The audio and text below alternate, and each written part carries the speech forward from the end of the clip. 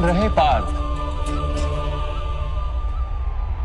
कर्मण्येवाधिकारस्ते मा फलेषु कदाचन मा कर्म फल हेतुर्भू मा ते संगोस्त्व कर्मणि।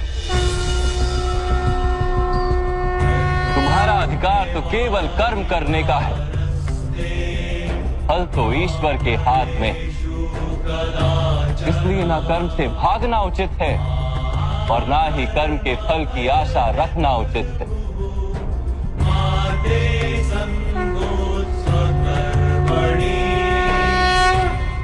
जो फल का त्याग कर दे परंतु कर्म का त्याग ना करे, ऐसे कर्म योगी को कैसे जाना जा सकता है माधव? विश्याविनिवर्तन्ते निराहारस्य देहिनः रसवर्जम रसोप्यस्य परम दृष्ट्वा निवर्तते।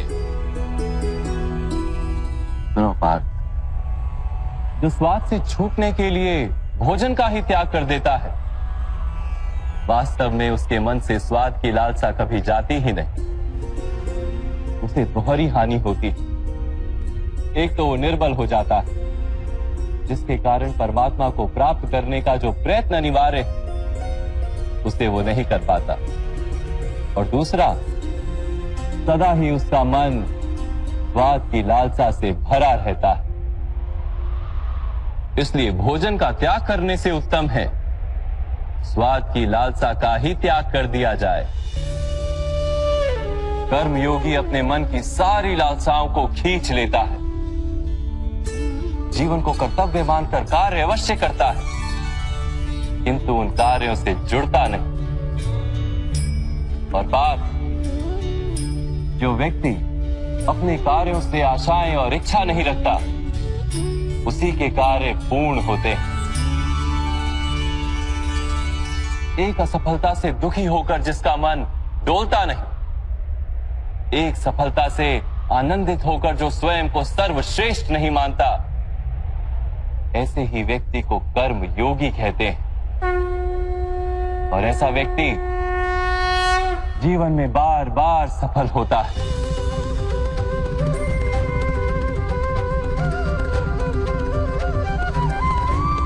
ध्यायतो विषयान् पुंसः संगस्तेषु पजायते संगात संजायते कामा कामात् क्रोधो भिजायते क्रोधात् भवति सम्मोहः सम्मोहात् स्मृति विभ्रमः स्मृति भ्रंशात् बुद्धिनाशो बुद्धिनाशात् प्रणश्यति।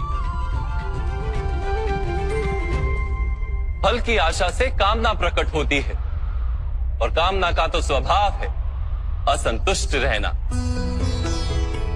असंतोष से क्रोध उत्पन्न होता है, और क्रोध से मोह जन्मता है। मोह के कारण व्यक्ति आचार और व्यवहार का ज्ञान ही भूल जाता है। ज्ञान के जाने से बुद्धि चली जाती है, अनुचित प्रकार के कार्य होने लगते हैं, और समाज ऐसे व्यक्ति का शत्रु बन जाता है। और अंत में ऐसे मनुष्य पूर्णतः पतन हो जाता है।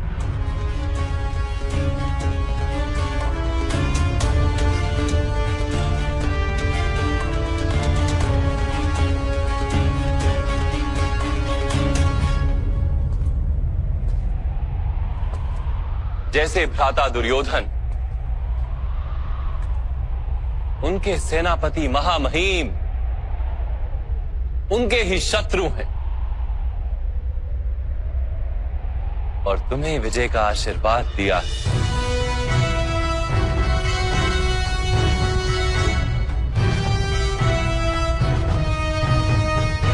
पार्थ, कर्मयोग ब्रह्म विद्या का दूसरा चरण है।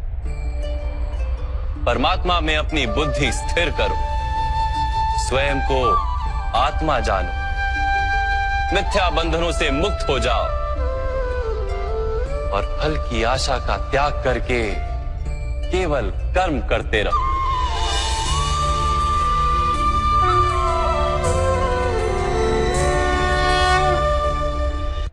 अपनी बुद्धि को परमात्मा में स्थिर करके कर्म योगी बनने का क्या मार्ग है माता?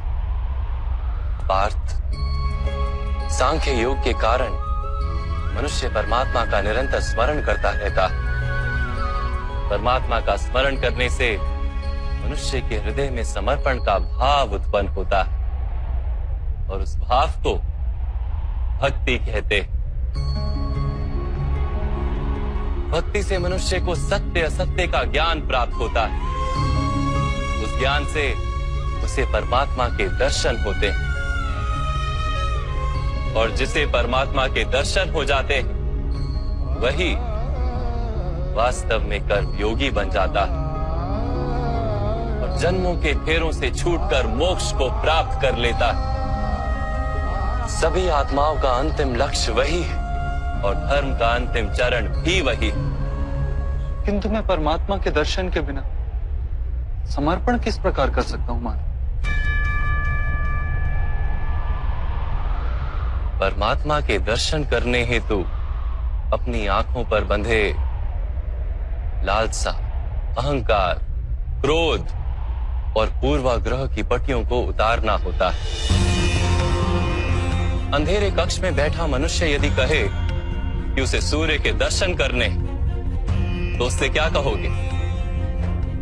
यही कहोगे ना कि कक्ष से बाहर आ जाए और आकाश के नीचे खड़ा हो जाए। सूर्य तो सदैव उपस्थित है।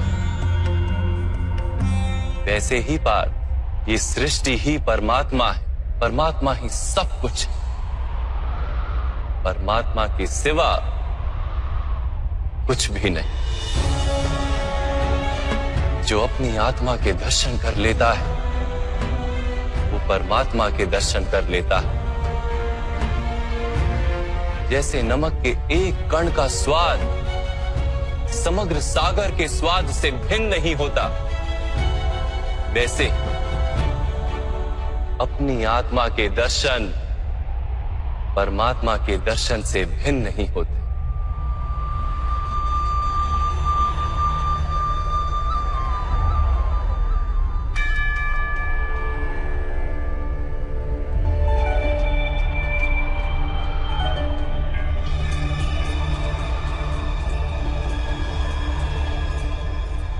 माधव, क्या आप भी परमात्मा हैं?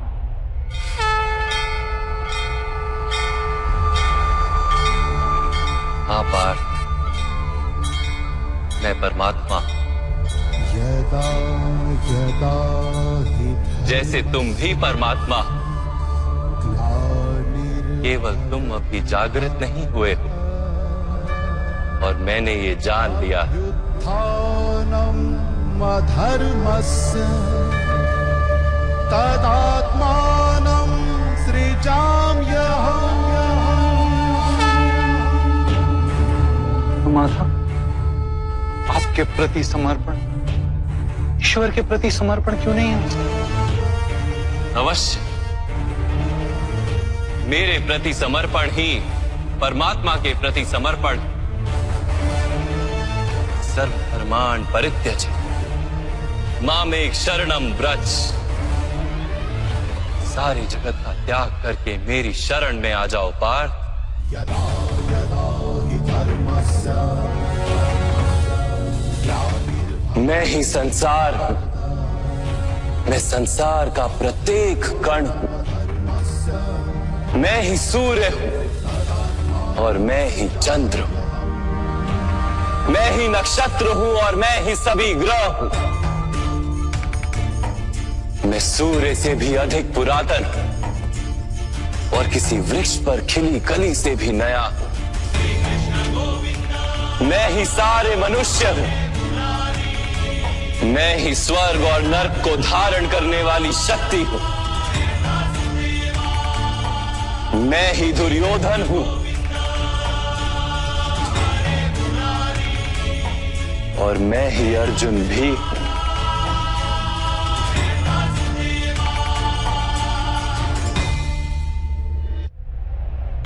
वो कैसे संभव है माधव?